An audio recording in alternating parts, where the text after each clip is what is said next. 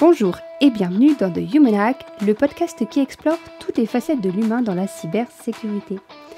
Alors, on poursuit notre lancée entamée en juin avec ce mois-ci un deuxième épisode en partenariat avec les 4 saisons de la data, qui a organisé ce jeudi 3 juillet une journée événement sur les enjeux de protection des données et de cybersécurité.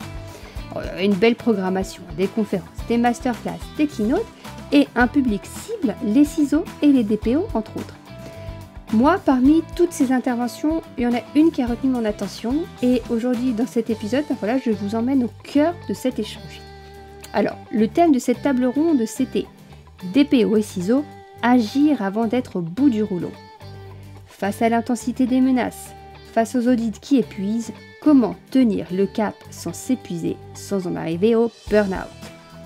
Au programme de cette table ronde, retour d'expérience, conseils concrets et éclairage sur l'humain par 3 intervenants, Mylène Jarosset, groupe CISO chez LVMH et vice-présidente du CESA, Bruno Rall, formateur de DPO et expert RGPD, et enfin Patricia Lelarge, DPO du groupe Orange.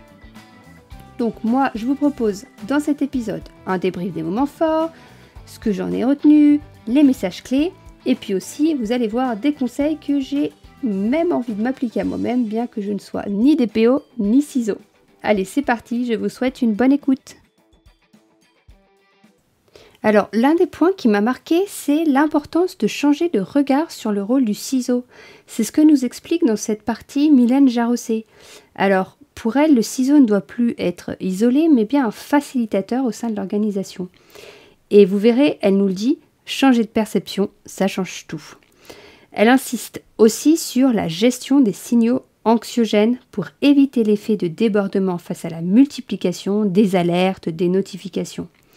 Et puis un autre point développé par Mylène, c'est la nécessité de mécanismes d'astreinte pour préserver l'équilibre personnel et pour sortir de la logique de disponibilité permanente. On écoute Mylène.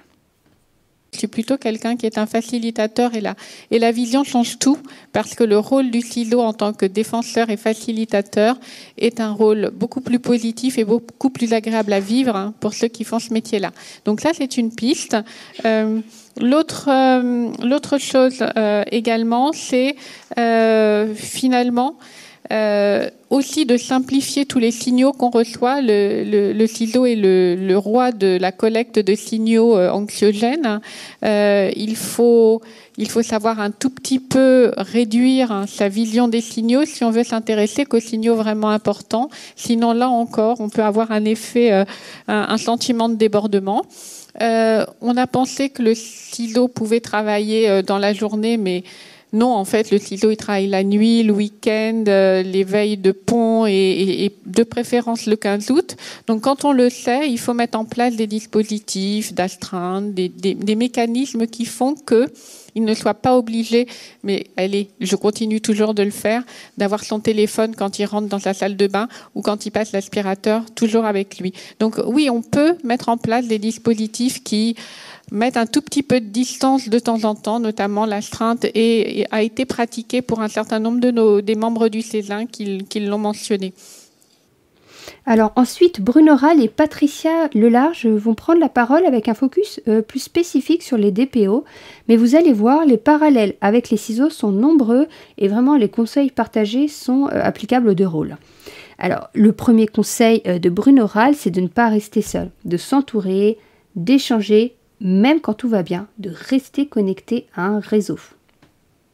Le troisième point, c'est effectivement, même quand tout va bien, ne pas rester isolé. En tant que DPO dans une entreprise ou un organisme, on est seul DPO. Il ne peut pas y avoir plusieurs DPO pour une même personne morale. Mais même quand ça va bien, il faut absolument garder des contacts avec des confrères, des consoeurs, se remettre en cause. Enfin, et c'est pas le jour où ça va mal qu'il faut commencer à se poser des questions. Donc, de toute façon, on fait toujours beaucoup de veille, comme les CISO. Donc, alors au sein d'associations ou au sein de cercles, mais il faut vraiment travailler cette partie-là. À ce sujet, il évoque un dispositif que je trouve vraiment super intéressant. C'est la ligne d'écoute pour les DPO en détresse qui a été mise en place par l'AFCDP, l'association qui regroupe les DPO. Et il nous explique à quel point déjà avoir un espace pour parler, pour relâcher la pression, ça permet déjà au DPO d'aller un peu mieux. Alors, en fin de compte, c'est la FCDP, donc c'était une idée qui avait été émise par Philippe Salin, qui était l'ancien DPO de CNP Assurance. Ça avait été discuté à l'époque quand j'étais encore au conseil d'administration et il avait évoqué cette partie-là. Et ça a été mis en œuvre il y a un peu plus d'un an. C'est pour les membres de la FCDP seulement, déjà dans un premier temps. Donc c'est une ligne effectivement d'aide psychologique, donc traitée en pseudonymat. Et là, j'en discutais avec lui il y a quelques jours. Donc sur l'année dernière, il y a eu une quinzaine d'échanges. Et au sein d'ailleurs de la FCDP, il y a peu de temps, il y a un membre qui a témoigné, qui dit moi je l'ai utilisé il y a un an et ça m'a vraiment été utile. Ça rejoint un peu mon conseil de tout à l'heure, ne restez pas seul. Très souvent, dans les témoignages des 30 collègues là, qui étaient en grande souffrance, il y avait plein de choses qu'on retrouvait à chaque fois. Et une des choses, c'est je m'en suis aperçu trop tard. J'aurais dû en parler plus tôt. Et c'est quand alors elles en ont parlé aux médecins du travail, etc. Mais ils étaient déjà au 36e dessous.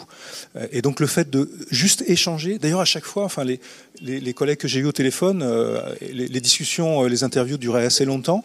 À la fin, ça leur faisait du bien. J'avais apporté aucune aide. J'avais uniquement juste écouté. Je les relançais, etc. Je leur demandais des précisions. Mais ils me disaient, tu peux pas savoir combien ça me fait du bien d'en parler. J'ose pas en parler à ma famille, à mes amis. Voilà, donc oui, je pense que pour le moment c'est une expérimentation. Alors, très honnêtement, ce qu'on essaye de faire, c'est de donner l'idée que la CNIL un jour peut-être se pose la question, parce que logiquement, ce serait plutôt à elle de faire ça. Bon, pour le moment, c'est la FCDP, mais ça répond à un besoin en tout cas. Alors, tout comme Mylène Jarosset rappelait l'importance de changer de perception sur le rôle du RSSI, finalement, sur le rôle du DPO, Patricia Lelarge fait un peu la même chose. Elle rappelle quelques observations simples mais importantes sur le rôle du DPO, se rappeler que ça n'est pas une mission sacrée, que la protection des données est l'affaire de tous, mais que pour pouvoir vraiment embarquer les autres collaborateurs de l'entreprise, le DPO doit aussi parler leur langage. Alors, donc j'ai dit, c'est pas un métier de paillettes. Vous n'êtes pas missionné, c'est pas une mission sacrée que vous avez à mener. Ne pensez pas que vous pourrez faire 100% de conformité. On n'est jamais conforme à 100%. C'est impossible. Ça bouge tout le temps. La protection des données, c'est pas vous, c'est eux. C'est eux, c'est tous ceux qui vous entourent, que vous accompagnez. Si vous n'arrivez pas à les faire opérationnaliser ce sujet-là dans leur cœur de métier, vous pouvez rien faire pour eux.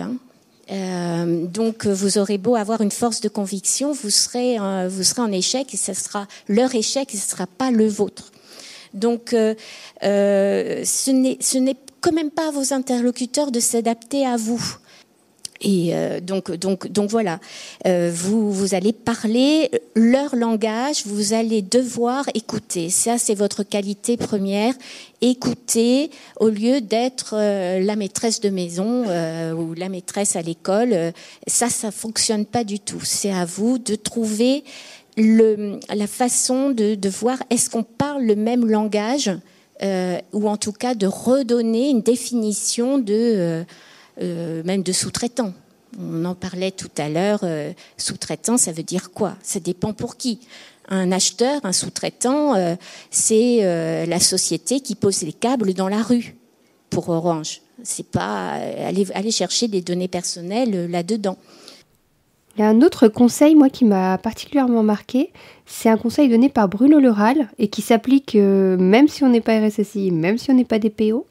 C'est à chaque fin de mission importante, chaque fin de tâche importante, se poser cette question.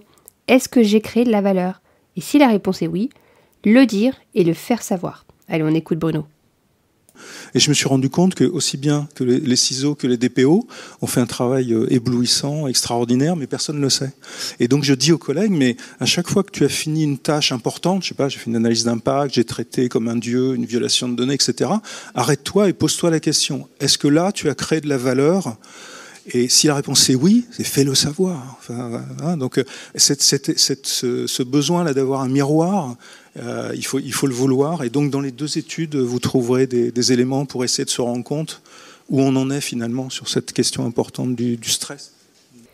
Et on termine avec la conclusion de Mylène Jarosset sur les métiers de RSSI, de DPO. Selon Mylène Jarosset, quand on a ce type de métier, il faut être un peu aventurier.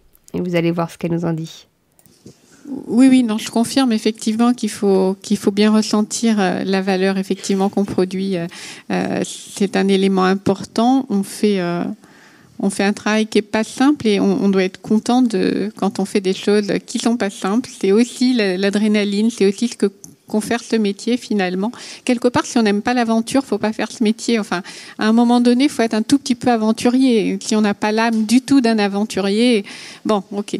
Mais parce que c'est un métier qui est fait de plein de peut-être de soubresauts ou d'obstacles ou de complexité, mais ça peut être de la très belle aventure, oui. Alors, merci d'avoir écouté cet épisode réalisé en partenariat avec les 4 saisons de la data. Si ça vous a plu, likez, commentez, partagez. On se retrouve à la rentrée de septembre pour un dernier épisode de cette série qui sera autour du retour d'expérience du duo RSSI et DPO de la ville de Marseille. En attendant, je vous souhaite un très bel été.